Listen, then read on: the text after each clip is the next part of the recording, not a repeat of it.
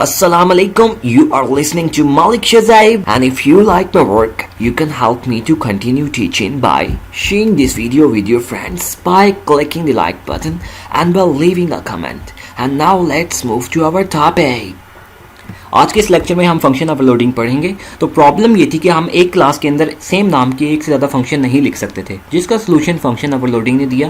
Function overloading ये कहता है कि अगर आपने एक क्लास के अंदर सेम नाम के फंक्शंस लिखने हैं तो आपके पास दो ऑप्शंस हैं। एक, आप नंबर ऑफ आर्गूमेंट्स उनके डिफरेंट कर लो, या तो फिर उनके अंदर जो आपने आर्गूमेंट्स पास करने हैं उनका सीक्वेंस डिफरेंट कर लो। इसको हम एक एग्जाम्पल से देखते हैं प्रॉब्लम क्या थी और उसका सोल्यूशन कैसे आया। यहाँ पे आप देख सकते हैं मैंने एक क्लास बनाई है जिसका नाम है टेस्ट, और इसके अंदर मैंने दो फंक्शंस लिखे हैं। पहले फंक्शन का नाम है डिस्प्ले और दूसरा फंक्शन का नाम भी है डिस्प्ले, यानी एक क्लास के अंदर दो फंक्शंस और उनके नेम सेम है। तो हम इसको एग्जीक्यूट करके देखते हैं ये एग्जीक्यूट होता है या नहीं। तो ये देख सकते हैं आप, एरर आ गया। इट मीन्स प्रॉब्लम ये है एक क्लास के अंदर हम सेम नाम के एक से ज़्यादा फंक्शन नहीं लिख सकते।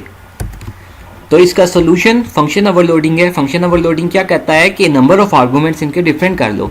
अब इस पहले फंक्शन में देखें आप, इसमें कोई आर्गूमेंट नहीं ना आ रहा, और इस फंक्शन में देखें इसमें भी कोई आर्गूमेंट नहीं है। इट मीन्स इसमें 0 आर्गूमेंट्स और इसमें भी 0 आर्गूमेंट्स। तो इनके नंबर ऑफ आर्गूमेंट्स डिफरेंट कर लेते हैं। हम कहते हैं इसके अंदर एक आर्गूमेंट रिसीव होगा INTN, ठीक है। अब इसमें 0 आर्गूमेंट्स रिसीव कर रहा है ये फंक्शन, और ये वाला फंक्शन एक आर्गूमेंट रिसीव कर रहा है। तो ये इसका सोल्यूशन है। अब देखें इसका नाम डिस्प्ले और इसका नाम डिस्प्ले, दोनों का नाम सेम है। अब इसको एग्जीक्यूट करके देखते हैं। तो ये देखें, सॉरी ये एरर इसलिए आया क्योंकि मैंने इसको कमेंट बनाना था। अब इसको मैंने कमेंट बना दिया। दोबारा इसको एग्जीक्यूट करके देखते हैं। तो ये देखें आपके सामने एग्जीक्यूट हो गया प्रोग्राम, और अब इसमें कोई एरर नहीं आ रहा, ठीक है। तो इस तरह करके हम अगर फंक्शन के आर्गूमेंट्स को, नंबर ऑफ आर्गूमेंट्स को डिफरेंट रख लें तो हम एक क्लास के अंदर एक नाम के एक से ज़्यादा फंक्शंस लिख सकते हैं, और इसको कहते हैं फंक्शन ओवरलोडिंग। क्लियर? चलें अब इसकी एक एग्जाम्पल करते हैं जिससे आपको समझ आ जाएगा। अब इसको हम एक एग्जांपल से करते हैं। क्वेश्चन हमारा ये, write a program that with class student. इसका मतलब है हमने एक स्टूडेंट क्लास बनानी है। तो ये स्टूडेंट क्लास बन गई। उसके बाद that stores ID and name of the student. दो डाटा मेंबर्स होंगे इसमें, एक INT ID हो गया और नेम के लिए हम स्ट्रिंग ले लेते हैं, सही। उसके बाद a constructor with no arguments. एक कंस्ट्रक्टर बनाना है जो कोई भी आर्गूमेंट रिसीव नहीं करता। तो पब्लिक लिखा है यहाँ पर। कंस्ट्रक्टर का नाम क्लास के नाम जैसा होता है, ठीक है। ओके, कंस्ट्रक्टर बन गया। उसके बाद उसने कहा है कि कंस्ट्रक्टर में आपने क्या करना है, initializes ID to 0 and name to unknown. तो ID को आपने 0 से इनिशियलाइज करना है, और उसके बाद नेम को जो सा है ना आपने अननोन से इनिशियलाइज कर देना है, ठीक है। तो ये नेम भी हो गया। उसके बाद कहता है constructor with 2 arguments initializes data members. मतलब एक और आपने कंस्ट्रक्टर बनाना है। तो ये हम एक और यहाँ पे कंस्ट्रक्टर बना लेते हैं, ठीक है।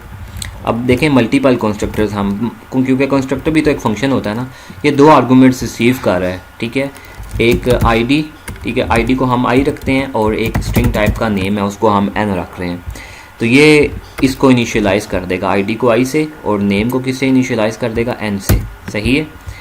ओके, उसके बाद क्या कहता है, a show function to display the details. आपने एक शो का फंक्शन बनाना है जो स्क्रीन पे डिटेल्स को डिस्प्ले करेगा। तो ये हमने एक शो का यहाँ पे फंक्शन बना लिया। तो ये आप देख सकते हैं शो के फंक्शन में हमने डिटेल्स को जो सा है डिस्प्ले करवा दिया स्क्रीन पर। और अब क्या करते हैं, हम आते हैं मेन में।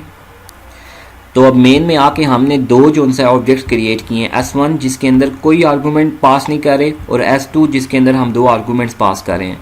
तो S1 क्योंकि इसके अंदर कोई आर्गूमेंट पास नहीं कर रहे, तो ऊपर इन दोनों कंस्ट्रक्टर में से ये वाला कंस्ट्रक्टर कॉल होगा क्योंकि ये कोई आर्गूमेंट रिसीव नहीं कर रहा। सिमिलरली ये जो S2 है, ये 2 आर्गूमेंट्स यहाँ से हम पास कर रहे हैं, तो कंस्ट्रक्टर कॉल होगा, और इसके लिए ये वाला कंस्ट्रक्टर इन दोनों में से कॉल होगा, सही है। तो चलें इसको एग्जीक्यूट करके अब देख लेते हैं। उससे पहले हम इनकी वैल्यूज़ को भी जो सा ना डिस्प्ले करा लेते हैं। S1 से भी शो कॉल किया, S2 से भी शो कॉल किया। कंपाइल करके देखते हैं। तो ये आप देख सकते हैं S1 के लिए जो सा पहले वाला कंस्ट्रक्टर कॉल हुआ है उससे वैल्यूज़ इनिशियलाइज़ हुई हैं, और S2 से जो हमने मेन से पास की थी उसकी वैल्यूज़ इनिशियलाइज़ हुई हैं, और ये स्क्रीन पर लिखा हुआ आ गया है। तो फंक्शन कंस्ट्रक्टर ओवरलोडिंग को यूज़ करते हुए हमने एक क्लास के अंदर मल्टीपल कंस्ट्रक्टर्स लिख लिए हैं, सही। अब मैंने आपको बताया था कि हम इनका ये तो देखें, इस कंस्ट्रक्टर में 0 नंबर ऑफ आर्गूमेंट्स हैं और इस कंस्ट्रक्टर में 2 आर्गूमेंट्स हैं। डिफरेंट हो गया ना, इसलिए जैसे कंस्ट्रक्टर ओवरलोडिंग हो रही है।